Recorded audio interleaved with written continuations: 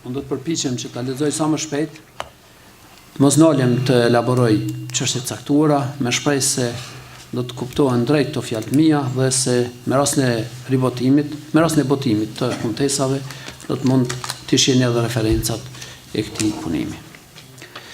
Stereotipi ideologjik komunist nuk e doronte dot kundruar të përbërësve kombëtar dhe fetar në të njëjtin individ dhe aq më pak si pjesë të vlerave të përbashkëta shoqërore. Vijimesht na mësonin se si një person me përcaktime kombëtare, ishte një afetar i vendosur, sikundër që një besimtar i devotshëm krijuesin ton, Allahun e Madhërueshëm, rregullisht konceptohej si antikombëtar. Nga ky kundrem i gabuar, nuk pësonin vetëm figurat e rëndësishme fetare të kohës së sundimit komunist, por edhe vetë personalitetet më të shquara historike të botës shqiptare. Sa herë ishte mundur, figurat e këtilla ekskomunikoshin dhe kur një gjë e tillë ishte krejt e pamundur, atëherë retushoshin me qëllim që të silleshin në formatin e përshtatshëm për ideologjinë mbizotruese, me rast pësonin përbërësit fetar, si ata biografik, ashtu edhe ata bibliografik. Kjo paplotëni e trajtimit të së kaluarës domos do të sillte në duart tona një torzo historiografike, e cila e përsëritur për dekada me radhë në plan programe dhe në tekstet shkollore, do t'i kontaminonte ndjeshëm mendjet e brezave, do t'i bënte ata që jo rrallëherë të ndiheshin inferior dhe fatkeqinj për identitetin e elitës së tyre fetare, e madje edhe për vetë identitetin e tyre fetar. Besimi që natyrshëm lind në njeriu, në mënyrë të panatyrshme dhe njerëzore synohet të dëbohej që andej. E gjithë kjo nuk ndodhte si veprim një individi të papërgjegjshëm apo i një grupi të veçuar shoqëror, nga se për fatin e keq në këtë drejtim vepronte gjithë sistemi për më tepër në mënyrë të programuar. Pra, në vend se elita fetare të shmohej si pjesë e rëndësishme e elitës së përgjithshme kombëtare, ajo interpretohej qëllimisht e gabimisht si negacion i saj. Nga vjen edhe sot e kësaj dite, ndonëse për masa më të reduktuara ky keq kuptim. Në rend të parë nga elitat politike, të cilat është e natyrshme të jenë në funksion të ndryshëm shoqëror nga elitat fetare. Elitat politike të sëdjeshmes, si zbatuese të ideologjisë komuniste, synonin që besimin në Zotin ta zaventsonin me besimin në parimet teorike të marksizmit, përkatësisht një shoqërie utopike të individëve plotësisht barabartë, ndërsa elitat e sotme politike bën çmos që të kenë mbështetjen e elitave fetare për shtuar përqindjet e rezultateve elektorale dhe kur nuk arrin gjë të tillë, bën gjithçka që t'i diskreditojnë dhe t'i marginalizojnë ato. Së dyti, keq kuptimi i këtill vjen edhe nga veprimi dëmsjellës i elitave pseudo-intelektuale, të cilat në formimin e tyre nuk kanë përfshirë asnjë element të besimit në krijuesin. Duke qenë mirëfilli ateiste, ato nuk shohin asnjë element të dobishëm për shoqërinë njerëzore që rrjedh nga besimi dhe nga elitat fetare. Elita fetare shqiptare, sidomos ajo islame si pjesë dërmuese e saj, jo njëherë gjatë historisë sonë kombëtare është vënë në teun e sulmit. Fatkeqësisht, ky sulm vinte nga të dy krahat. Pushtuesi, i cili atakonte si përbërësit identitar kombëtar, ashtu edhe ata fetar, duke ditur se cenimi i cili do nga këta përbërës do të ishte me pasojë për tërësinë, por edhe nga sforcimi që vetë si kombi ja bënim njërit komponent identitar në dëm të tjetrit. Pushtuesi slavo ortodoks e dinin se shpëlarja e elementeve identitare ishte forma më e mirë për ta paksuar numerikisht kombin shqiptar, shtrirjen dhe ndikimin e tij në Ballkan. Ndaj, ata për rreth një shekull vepruan nëpërmjet mekanizmave të asimilimit kombëtar, të cilë nuk arrinin të realizonin me efikasitet, edhe për faktin se Islami ishte mburojë e fuqishme përdalluese, e cila e bënte pothuajse të pamundur zhbërjen tonë kombëtare. Ndonse mbretëria jugoslave vrau dhe të bëjë masivisht shqiptar nga tokat e tyre, prapse nuk ja doli që ta ndryshonte ndjeshëm strukturën etnike të viseve shqiptare. Në vazhdim e përpjekjeve të deshqiptarizimit, komunizmi do të provonte mbjelljen e ateizmit si një formë për të larguar shqiptarët nga identiteti i tyre. Edhe pse kishin kaluar plot 5 shekuj që kur Islami ishte pranuar nga shqiptarët, komunistët vajtonin për islamizimin e tyre. Cenimi i këtij komponenti përdallues të shqiptarëve nuk ishte i mundur pa zhbërjen e elitës fetare, dhe sidomos jo pa shtrembërimin e rolit të saj historik në procesin e vetëdijësimit kombëtar, rrjedhimisht edhe të krijimit të shtetit shqiptar. Komunistët e kishin të qartë se nuk mund ta shpërfillnin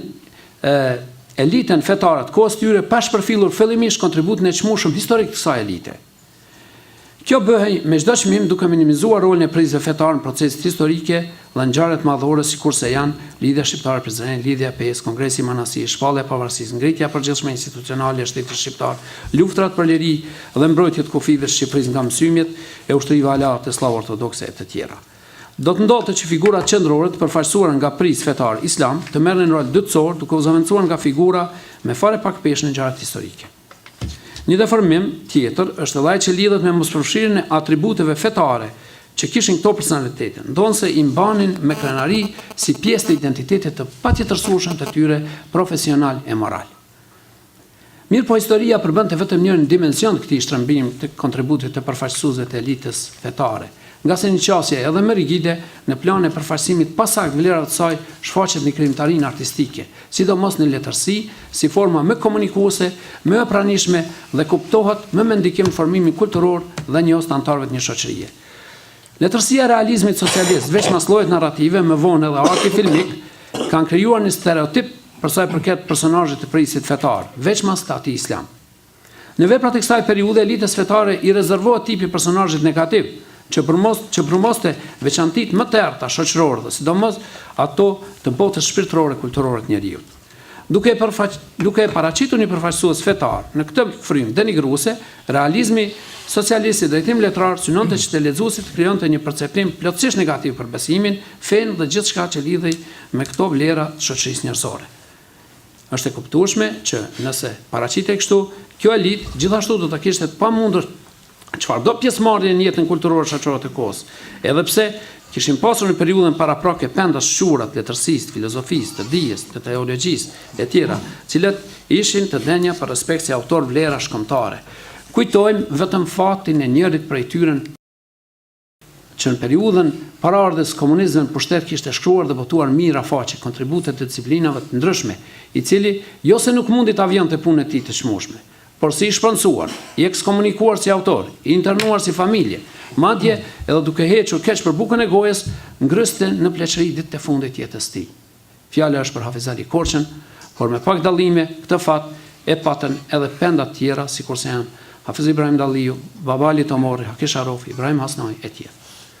Qasja e këtij zhvlerësuese përfshinte madje edhe kategori të tëra autorë shqiptar të traditës. Veçmas do të shihen me nënçmim autorët e alemjadës shqiptare, të cilët, siç dihet, e pasuruan letërsinë shqipe me tema të reja, shprehje dhe zhanre letrare të reja. Por jo më mirë u trajtuan ato pjesë të krijimtarisë letrare të rilindësve tanë, të cilat kanë përmbajtje fetare.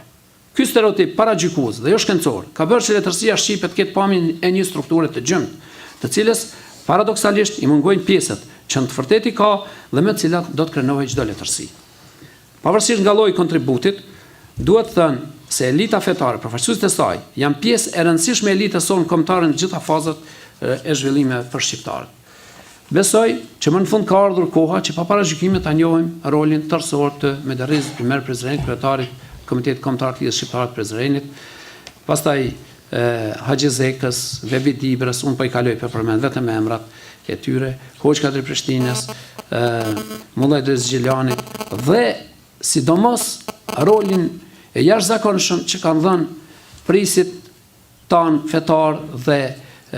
përfaqësuesit fetar, nxënësit e medreseve të ndryshme në luftën e fundit shqiptare, janë me dhjetra dëshmorë të kësaj lufte të fundit. Nga sa u tha më lart, i lejoj vetës të nxjerr në mënyrë të përmbledhur disa përfundime që adresojnë çështjet kyçe të këtij trajtimi. Së pari, është e domosdoshme të njihet në dritën e së vërtetës shkencore roli historik i elitës fetare shqiptare, sidomos roli i elitës më të anashkaluar asaj islame në planin kulturor, në atë vetëdijësimit kombëtar, të përpjekjeve për liri dhe për krijimin e ndërtimin e shtetit shqiptar. Së dyti, për mendimin tim është plotësisht i gabuar të fjalë terminologjik islamizimi i shqiptarëve.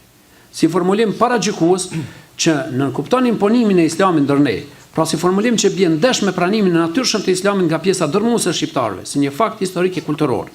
Ky paragjykim për fat keq është institucionalizuar në jetën tonë nëpërmjet botimeve sekundar janë fjalorët e enciklopedit e institucioneve tona kulturore shkencore. Së treti, përbërësit islam në identitetin shqiptar nuk janë të huaj, por pjesë përbërëse identitetit veçantë shqiptar të formësuar e të begatuar gjatë shekujve. Së katërti, përkatësia evropiane shqiptare e shqiptarëve nuk është oponencë e identitetit fetar islam të shqiptarëve. Nga se ideologjia që mbështet krijimin e një kontinenti me identitet ekskluziv një fetar, përjashtues për identitetet e tjera, nuk është më shumë se sa një racizëm i kulluar fetar. Së pesti, identiteti islam i pjesës dërmuese të shqiptarëve nuk është cenim në asnjë rast për shqiptarët me identitet tjetër fetar, nga se pikërisht kjo shumicë kombëtare me identitet fetar islam është krijuese dhe frymëzuese e vazhdueshme e tolerancës fetare ndër shqiptarët, por gjithashtu nuk është arsye as për të ndjerë inferior në një kontekst më të gjerë kundruall shumicës së krishterë evropiane. Kjo ndjenjë inferioriteti ka bërë që shpesh ta paraqesim si të deformuar e të paplot identitetin tonë komunikim me evropianët, duke relativizuar dhe minimizuar përbërësit identitar islam dhe duke përjashtuar vlera antologjike të kulturës dhe të historisë sonë. Mbase është koha të bindemi se si të kompleksuar nuk jemi as evropian të denj, as besimtar të denj islam dhe përfundimisht as shqiptar të denj në sytë e të tjerëve. Në përmbyllet kësaj fjale, dua të ritheksoj se vetdia kombëtare, gatishmëria për të sakrifikuar në ngjarjet që përcaktonin fatin e kombit shqiptar dhe vizioni për të ndërtuar të ardhmen e tij më të mirë, i shquajnë prisit dhe dietarët tanë fetar si personalitete, pa të cilat nuk mund të shkruhet e vërteta historike e kombit shqiptar, por